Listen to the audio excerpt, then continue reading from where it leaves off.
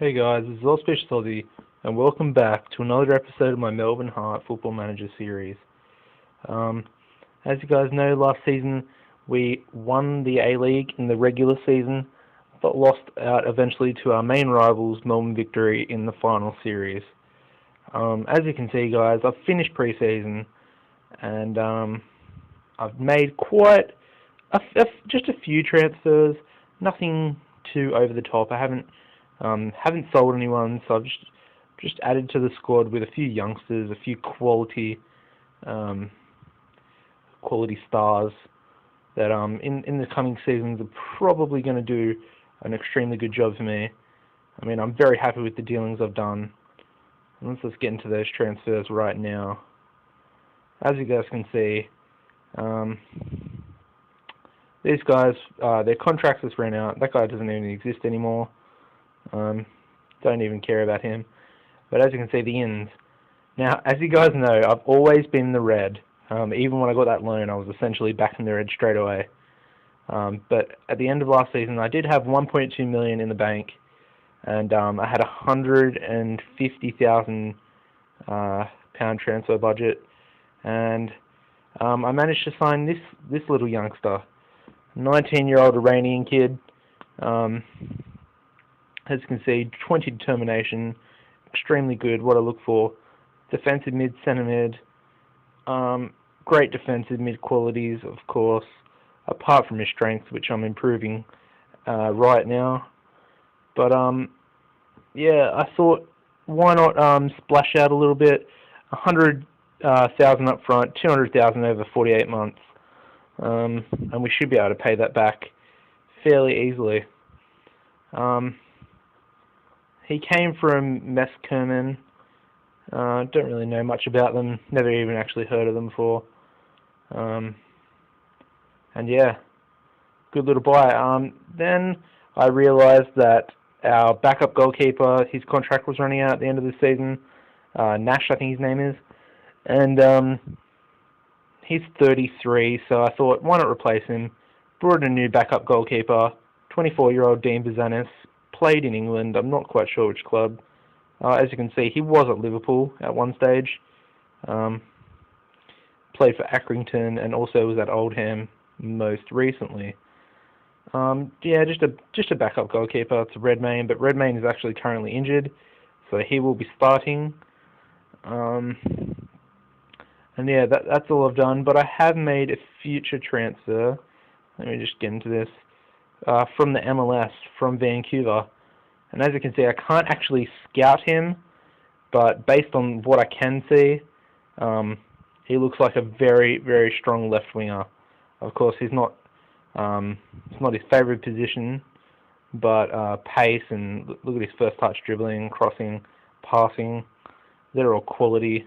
He's left-footed, so he will be a left winger for me. I will be moving Bayet John, and I will also be moving one of my German centre-backs on in January when he comes. For a foreign spot, that is. Sign him on a free transfer, of course. And I think that is a quality signing right now. I mean, it's a bit early to tell, seeing he's not actually at the club, but I think he will be an immense signing for us. As you can see, started at Vancouver Whitecaps youth team, and then Vancouver picked him up. Hasn't played too well for them. Of course, he was on the fringe, and he hasn't played this season yet. Despite it being October now, which means it's 9 months into the MLS season, which I think it's actually over now. So yeah, he's being wasted away a bit. Let's get into pre-season then, shall we? Good start, but we slightly dipped off towards the end of it. I decided for some reason to play all the games at home. I don't really know why. But we started off against Kingston City, and we managed to destroy them 5-0, with the goal scorers being Marcel Wilk, Benedict Roca, Dganzic, and Demirci. We then stayed at home a week later and versed South Melbourne. 2-0, fairly easy. Zach Walker and BH picking up the goals in that one. We then had our customary game, pre-season game against VTC Football Academy, and we also dispatched them quite easily. A nice 3-0 victory. Morone and BH getting a brace. We then versed Richmond Soccer Club at home, of course. 1-1 draw, not the best result. Roker getting the goal there, and that was about it. Again, following in trend of the previous game, we versed Dandenong Thunder at home and only managed a 1-1 victory draw. They did score their goal in the 89th minute, so it was a bit of a kick in the face. But Demirci getting the only goal there. We then decided to face our rivals just before the season started, which was probably a bad idea. They did knock us out in the final series, semi-final last season. And yeah, decent little 6,000 person crowd. We lost 2-1. Walker getting our only goal, and of course we picked up 2 injuries and 1 knock. And then of course today the live commentary will be against Sydney FC away from home at the Allianz Stadium.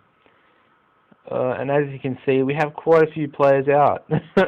Quite a few. Demirci is away with Turkey under 21s. Fred is ineligible because he is over the foreigner. I'm over the foreigner spot, so I decided to pull him out. He's 35. Doesn't have any physical stats anymore. Let's have a look at him. See, 5 pace, 3 strength. I mean, his technicals and his mentals, they're all still there, but 35 years old. I mean, I just got the new defensive mid, so he can move on. But he actually hasn't yet, which is quite surprising. Usually when you don't include a player in the registration, they actually ask for a mutual termination, but he hasn't. He's no longer the captain either. Of course, we have Luke Bratton out. Yanni Hayes is out as well. Redmayne has been out for about 2 months nearly. And of course that means Dean Bizanis gets his debut. Well, he's set for it anyway, but he will be getting it. Well, let's have a little look at Hayes right now. I mean, as you can see, his strength is now 9. His technical defensive attributes have gone up slightly. Of course, he's only still 17. Have a look at his little attributes right now. As you can see, he has been improving quite a bit, and that is why I think I'm going to get rid of one of my, what's his name? I'm going to get rid of Marcel Wilk, I think, in January when I get my new Canadian signing. Probably going to put, just going to throw Hayes into the deep end and try and develop him as best as I can. Yeah, that's about it, guys. As you can see, 18,000 under the wage budget, quite good. And we are looking for a good start this season. Alright guys, let's get to today's game against Sydney FC. First game of the season. Hoping for a positive result, but not expecting too much, as we do have quite a few key players out today. Playing a few people not where they would be preferred to playing, of course. One of our players is heavily fatigued. And of course, our first team goalkeeper isn't currently playing. Alright, but anyways, nevertheless, let's do this. Let's go. Hoping for a positive result. Of course, Moy, he was my signing. And, yeah. Hope you guys remember the good old days when I was Sydney FC manager. Seems like an eternity ago now. Doesn't even feel like the same save, to be honest.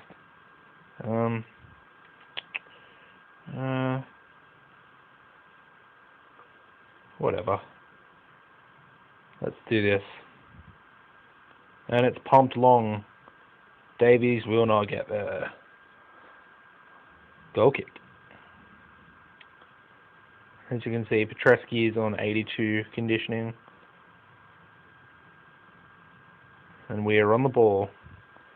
And Hoffman gets an extremely rare appearance for our team. I don't even think you guys have actually ever seen him play. I don't even think I've ever played him, actually. We have that many players out. And there is Walker with the opening goal. Sydney's defence, just as I remember it, in shambles all over the place. 10 minutes in, and we have the opening goal.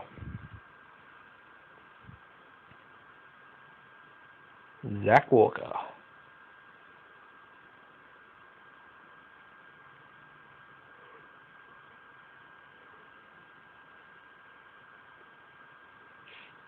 And that will be half-time. Calm. Things are going well, but I know you're capable, and that gets no response.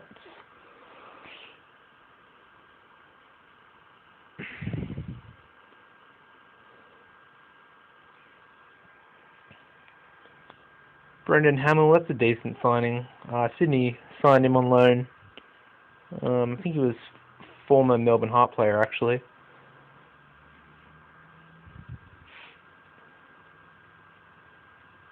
Should I make a sub now? Don't actually remember who I have on the bench. Might bring Top Stanley on for Petresky. Give him a rest. I mean, Top Stanley can do a job at left back for me. He played most of last season at left back for me. Is there 10 minutes left?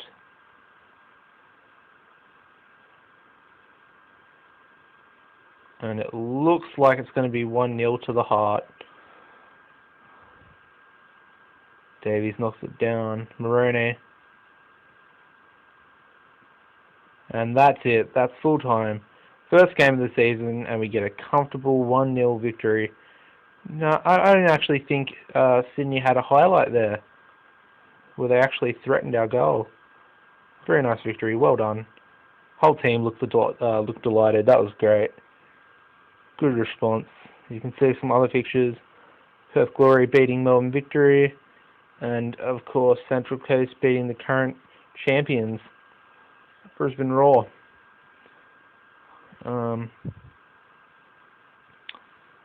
We, of course, are the Premier champions, but they are the champions of the A-League.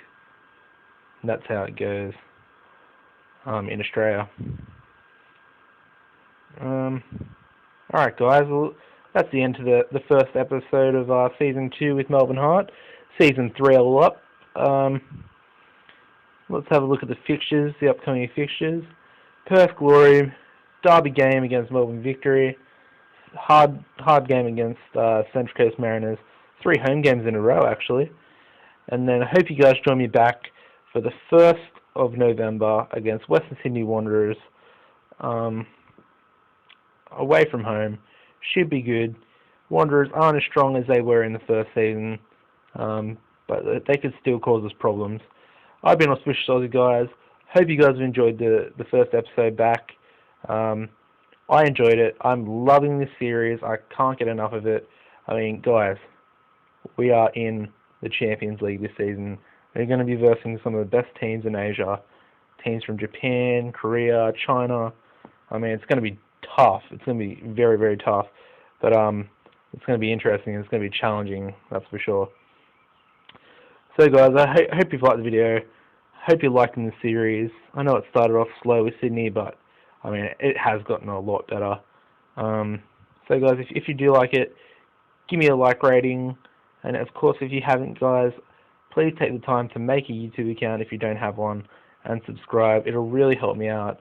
It'll really show me that I have viewers that like what I am producing. And it's essentially just supporting me and my series. So, guys, I guess I'll see you in the next episode then. Goodbye.